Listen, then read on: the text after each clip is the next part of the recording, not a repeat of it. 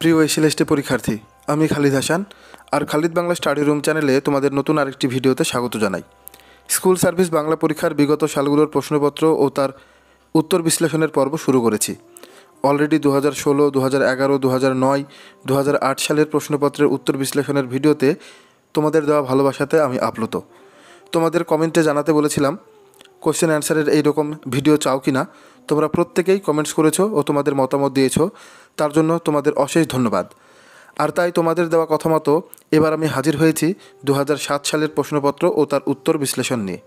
আমার কাছে বিগত 12 বছরের এসএসসি পরীক্ষার প্রশ্নপত্র আছে। কথা দিচ্ছি, এই 12 বছরের প্রশ্নপত্রের উত্তর তোমাদের জানা থাকলে আসন্ন এসএলএসটি পরীক্ষায় সাহিত্যের ইতিহাস থেকে তোমরা কমন পাবেই। তাই ভিডিওগুলো সম্পূর্ণ দেখো আর আমাকে উৎসাহ দিতে চ্যানেলটিকে সাবস্ক্রাইব করে একটা কমেন্ট করতে পারো। ভিডিওটি দরকারি মনে হলে বন্ধুবান্ধবীদের সঙ্গে শেয়ারও করতে পারো। আর হ্যাঁ, যাদের কোশ্চেনগুলো লাগবে তারা আমার টেলিগ্রাম গ্রুপে অ্যাড হতে পারো, যেটা ডিসক্রিপশানে লিঙ্ক দেওয়া আছে, অথবা পার্সোনালি আমাকে মেসেজ করতে পারো। 2007 সালে যেহেতু সিলেবাস আলাদা ছিল টেক্সটের ক্ষেত্রে, তাই টেক্সটের প্রশ্নগুলো বাদ দিয়ে শুধুমাত্র সাহিত্যের ইতিহাস এবং ব্যাকরণ থেকে যে প্রশ্নগুলো এসেছিল সেগুলাই এখানে নির্বাচিত করা হয়েছে। তাই এখানে প্রশ্নের সংখ্যা কম হবে, যেহেতু টেক্সটের প্রশ্নগুলো বাদ দেওয়া হয়েছে। তা 2007 সালে আসা প্রথম প্রশ্নটি ছিল, শ্রেষ্ঠ চৈতন্য জীবনী কাব্যের নাম কি? গ্রন্থটির রচয়িতা কে? গ্রন্থটি কটি লীলা বা খণ্ডে বিভক্ত? মোট কয়টি পরিচ্ছেদ খণ্ডগুলিতে রয়েছে? উত্তর, শ্রেষ্ঠ চৈতন্য জীবনী কাব্যের নাম শ্রী চৈতন্য চরিতামৃত। গ্রন্থটির রচয়িতা কৃষ্ণদাস কবিরাজ।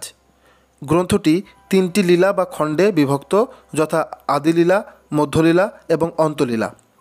3টি খণ্ডের চৈতন্য চরিতামৃতে মোট 62টি পরিচ্ছেদ আছে। আদিখণ্ডে আছে 17টি, মধ্যখণ্ডে আছে 25টি আর অন্তখণ্ডে 20টি। পরের প্রশ্ন, বিজয়গুপ্ত কোন অঞ্চলের কবি? তিনি কোন শাখায় কাব্য রচনা করেন? তার কাব্যের নাম কি? এই শাখার আর একজন কবির নাম লিখুন। বিজয়গুপ্তের জন্ম বাংলাদেশের বরিশালের গৈলা গ্রামে, অর্থাৎ তিনি বরিশাল অঞ্চলের লোক ছিলেন।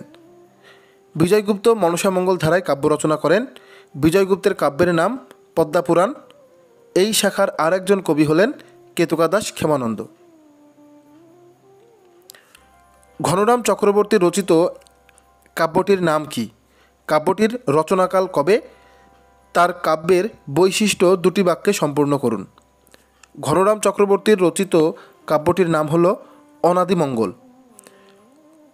ঘনরামের দেওয়া তথ্যের ভিত্তিতে কাব্য রচনা শুরু সম্পর্কে নিশ্চিতভাবে কিছু জানা যায় না।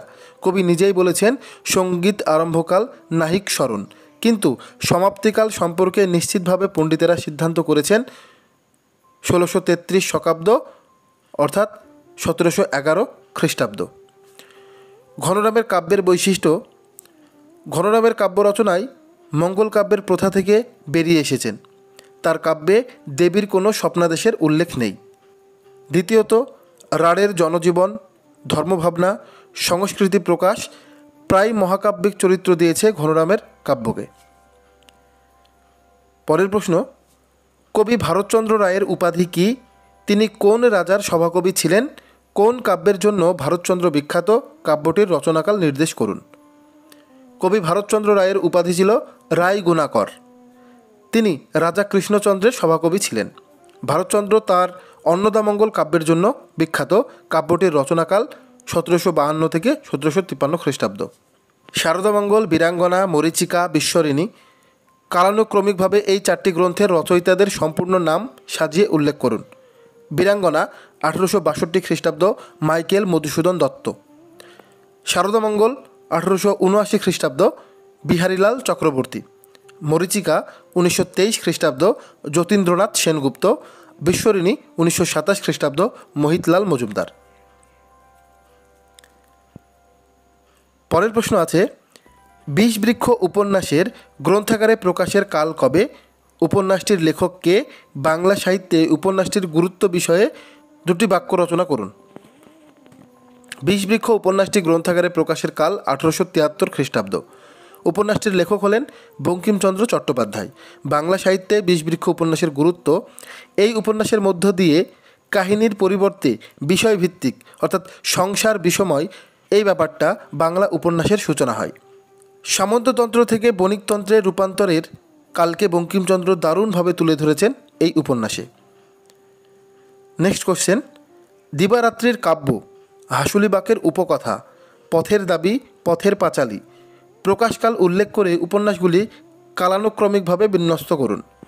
পথের দাবি 1926 খ্রিস্টাব্দ শরৎচন্দ্র চট্টোপাধ্যায়, পথের পাঁচালী 1929 খ্রিস্টাব্দ বিভূতিভূষণ বন্দ্যোপাধ্যায়, দিবারাত্রির কাব্য 1935 খ্রিস্টাব্দ মানিক বন্দ্যোপাধ্যায়, হাসুলিবাকের উপকথা 1951 খ্রিস্টাব্দ তারাশঙ্কর বন্দ্যোপাধ্যায়।